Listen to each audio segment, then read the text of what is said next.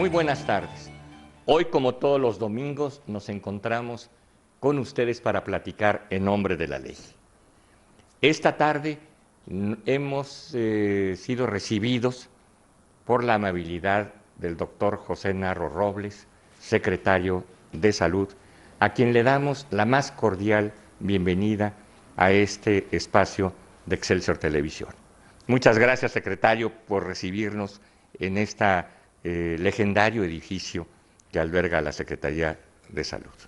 Al contrario, querido José Elías, para mí es un privilegio el poder platicar contigo y a través de la magia de la televisión llegar, por supuesto, a muchos hogares mexicanos desde esta sede de la Secretaría de Salud, que es efectivamente un edificio emblemático, parte del patrimonio cultural de los mexicanos, y es verdaderamente una gran oportunidad para mí comentar en nombre de la ley asuntos que tienen que ver con la salud de México, de los mexicanos, con las perspectivas, con lo que tú quieras preguntarme. Muchas gracias. Desde luego, para todos los mexicanos es una gran tranquilidad que el área más importante de salud del país, la Secretaría de Salud, encargada de las políticas públicas de salud, estén a cargo de un político tan respetado, de los más respetados de nuestra generación, un humanista como lo eres tú. Y yo te quisiera preguntar, para comenzar, ¿cómo somos los mexicanos en materia de salud? Somos un pueblo muy sano, somos un pueblo muy enfermo, somos medio malito. ¿Cómo diría el secretario de Salud que está nuestra situación, nuestra patología, nuestra perspectiva en esta materia? Bueno, primero, gracias por la generosidad del comentario sobre mi persona. De verdad, agradezco muchísimo esta opinión que yo no voy a desmentir. En todo caso, que quede ahí a juicio de quienes nos hacen favor de recibir en sus hogares. Muchísimas gracias a ti, al programa, muchísimas gracias a Excelsior Televisión por la posibilidad. Y para responder la pregunta yo tendría que decir, bueno, como en muchas cosas de la vida, depende de cómo comparamos. Comparados con nosotros mismos, el país ha mejorado sustancialmente en los últimos años. Y no importa, José Elías, si medimos 4 años, el gobierno del presidente Peña, si medimos lo que ha pasado y nos comparamos en 2017 con lo que pasaba al inicio del siglo, o si revisamos lo que ha pasado a lo largo de varias décadas. Por ejemplo, si nos comparamos con el México de 1950. Hay grandes avances, pero también se tiene que reconocer que tenemos todavía pendientes y que hay mucho espacio para mejorar. 2 ejemplos. Esperanza de vida al nacimiento. Yo formo parte de una generación que nació en 1948 y la generación a la que yo pertenezco tenía menos de 48 años de esperanza de vida al nacimiento. Hoy, la esperanza de vida de una niña, de un niño mexicano en promedio, supera los 75 años. Ha habido una gran mejoría. Casi 30 más. Casi 30 más de esperanza de vida. Pero si nos comparamos con los años de esperanza de vida que tienen en Japón o en Suecia, que superan los 83 años, que llegan prácticamente a los 84, nos hace falta todavía avanzar y nos va a costar mucho trabajo, porque los siguientes crecimientos, desarrollos, mejorías cuestan más trabajo que los iniciales. Otro dato, la mortalidad infantil. Si vemos la mortalidad infantil en México en 1950 y la contrastamos con la que tenemos hoy en día, pues resulta que hay una disminución de más de 90% de mejoría. Entonces, claro que hemos avanzado. Pero si comparamos eso con lo que pasa incluso con países de nuestra propia región, Cuba, Costa Rica, Chile, resulta que tenemos el doble o más de diferencia. Entonces todavía hay un gran espacio. Yo soy optimista y yo digo que la salud ha ido mejorando, que los servicios públicos de atención a la salud han cambiado, se han fortalecido y se van a seguir fortaleciendo. Son indeclinablemente servicios públicos de salud, financiados por el pueblo de México, destinados a su atención a la salud y que tenemos que mejorar y cambiar. Y seguramente en el trayecto de este programa seguiremos hablando para identificar algunos de los temas que preocupan en salud a los mexicanos. Te he escuchado decir que hemos, gracias a nuestras políticas de salud pública, vencido a lo que pudiéramos llamar muy esquemáticamente las enfermedades de país pobre. Vencimos los paludismos, vencimos las enfermedades infecciosas endémicas, vencimos a muchas enfermedades que azotan a los países menos socorridos por el desarrollo, pero que nos hemos quedado con las enfermedades de país rico, con las cardiopatías, con los diabetes, con los cánceres, con otro tipo de enfermedad, las obesidades y con la vejez, que también tiene su patología y también cuesta en las áreas de salud pública y en las áreas privadas. Sí, efectivamente, José Elías, aquellos años, y no están tan distantes, todavía en 1970 las primeras causas de muerte en México se distribuían entre las enfermedades infecciosas gastrointestinales o las respiratorias. Sin duda alguna había ahí un problema muy importante. Han sido casi derrotadas, por lo menos las enfermedades de orden infeccioso gastrointestinal, que ya desaparecieron prácticamente de las primeras 20 causas de muerte en el país. Todavía las infecciones respiratorias están dentro de las 10 primeras causas. Se mueven en el octavo, en el noveno lugar. Pero, y ahí es donde tienes toda la razón, esas tres grandes grupos de patología que acertadamente dijiste o mencionaste, enfermedades cardiovasculares, diabetes y tumores malignos, representan las tres primeras causas de muerte en el país y explican prácticamente 1 de cada 2 defunciones que se registran en México.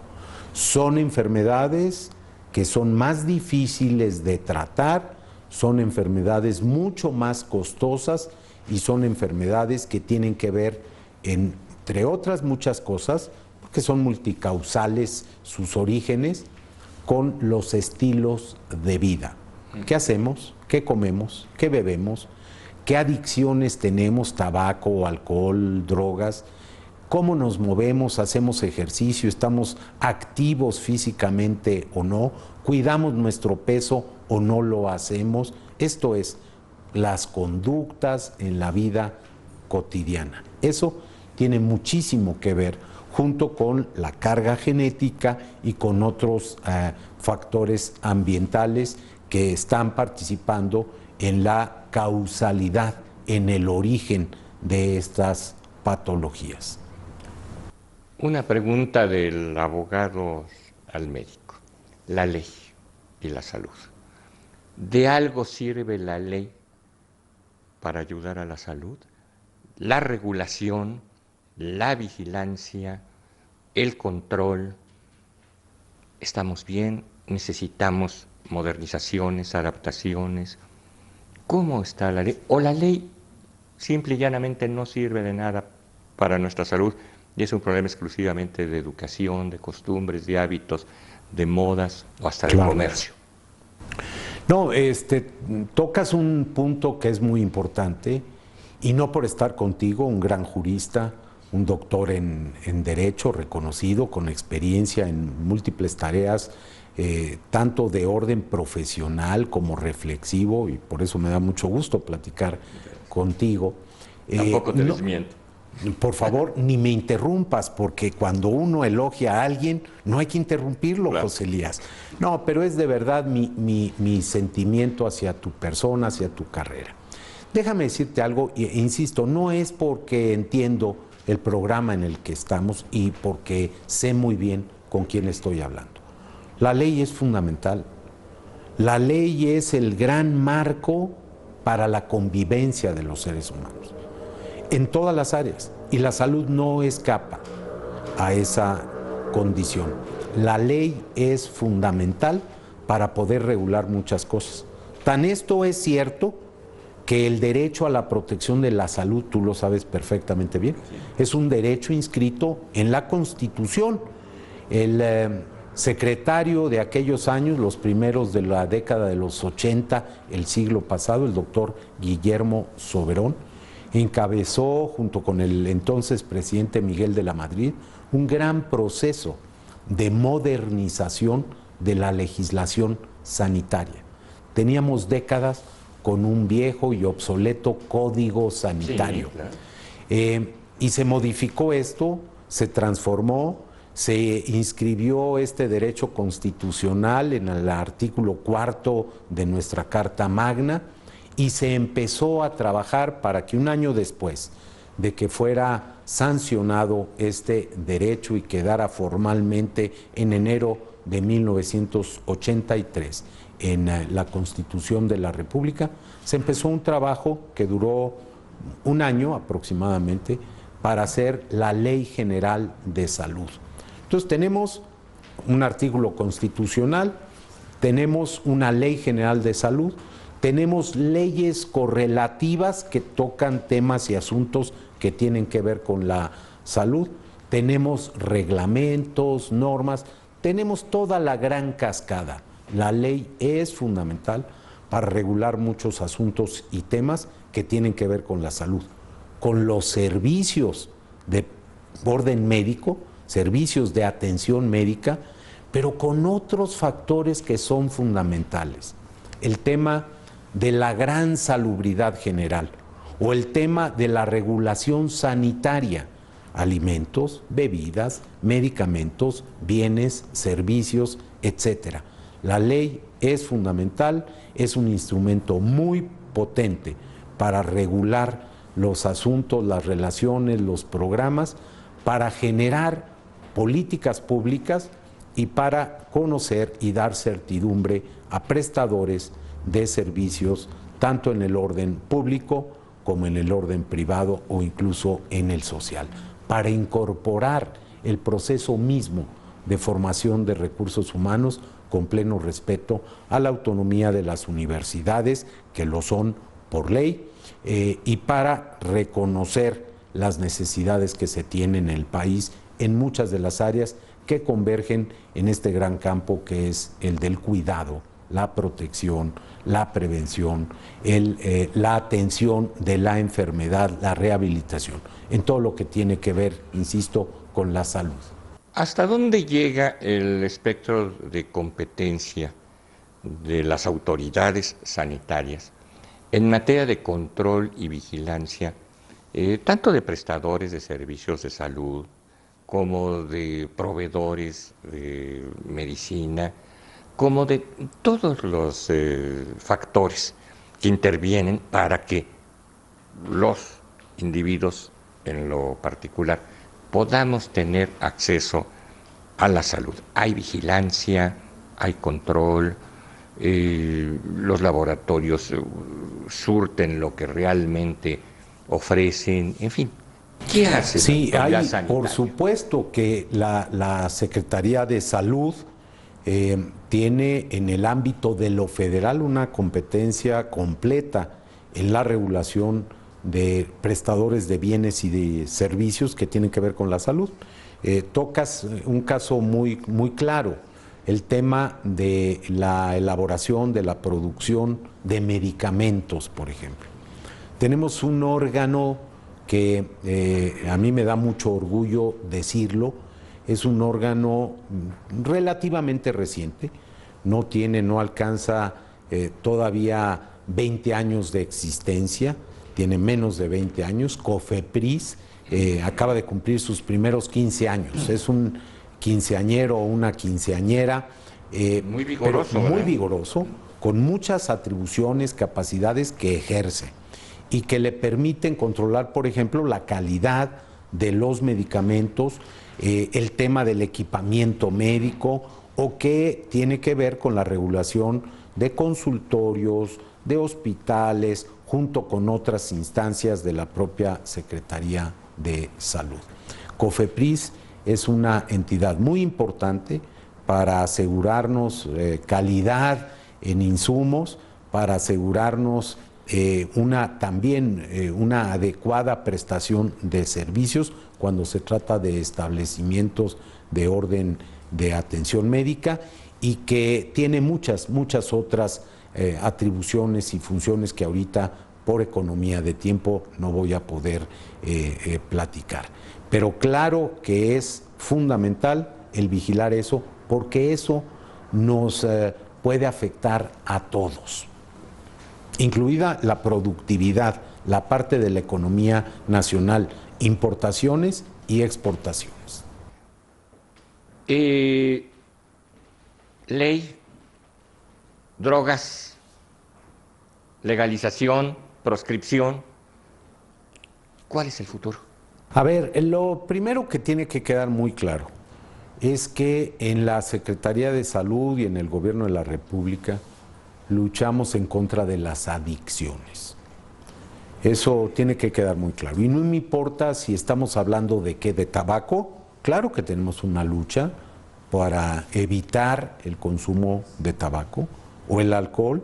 Claro que tenemos una lucha para evitar, y estos dos elementos, tabaco o alcohol, generan enfermedad y muerte en nuestro país. Entonces hay una lucha. Y lo mismo sucede con el caso de otras sustancias que no tienen curso legal en nuestro país, que afectan la salud. Y ahí hay un punto muy importante. La perspectiva que desde esta Secretaría se maneja es que cuando hablamos de personas que tienen una adicción, estamos hablando de personas que tienen que ser vistas, revisadas desde una perspectiva de salud pública, no desde una perspectiva de criminalizarlos a ellos, de atenderlos, de cuidarlos, de tratar de ofrecerles servicios para recuperarlos en el terreno de la salud. Y dos, que se trata de un asunto de interés desde el punto de vista de los derechos humanos, que se trata de personas que tienen adicciones y que tienen que ser atendidas. Sí hay una regulación, sí, en la Ley General de Salud y en otros instrumentos de orden jurídico se establece lo que es permitido y lo que no es permitido, lo que está dentro del margen de la ley y lo que se pasa de ahí y se está cometiendo entonces un delito. Pero a mí lo que me importa mucho es establecer que en el gobierno del presidente Enrique Peña Nieto se ha tomado una definición muy clara para atender esto desde una perspectiva, insisto, de salud, y no solamente desde una perspectiva de orden delincuencial o penal, que por supuesto la tiene cuando se trata de personas que comercian indebidamente, que promueven el consumo indebidamente o que hacen algo que no está permitido por nuestra legislación. Alimentos, vigilancia, control, contaminaciones. Sí, por supuesto. ¿Qué hacemos ahí? Sí, por supuesto. De nueva cuenta, ahí COFEPRIS tiene mucho que ver, junto con autoridades de otras entidades de la Administración Pública Federal, las de la Secretaría de Agricultura.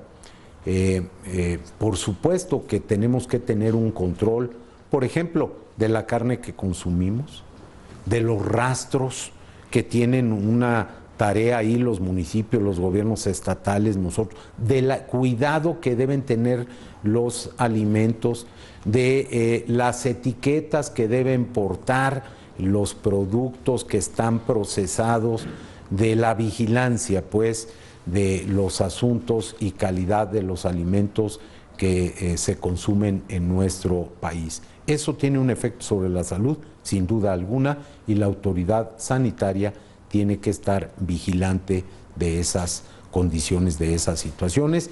En el caso de lo federal, COFEPRIS, en el caso de las entidades federativas, las secretarías de salud de los estados y de la Ciudad de México y sus órganos de regulación sanitaria tienen que ver para prevenir, para evitar riesgos innecesarios a la salud de la población.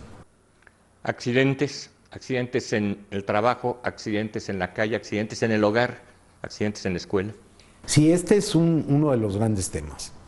Y probablemente el mayor número de defunciones que se originan producto de accidentes tienen que ver con los accidentes por vehículo de motor.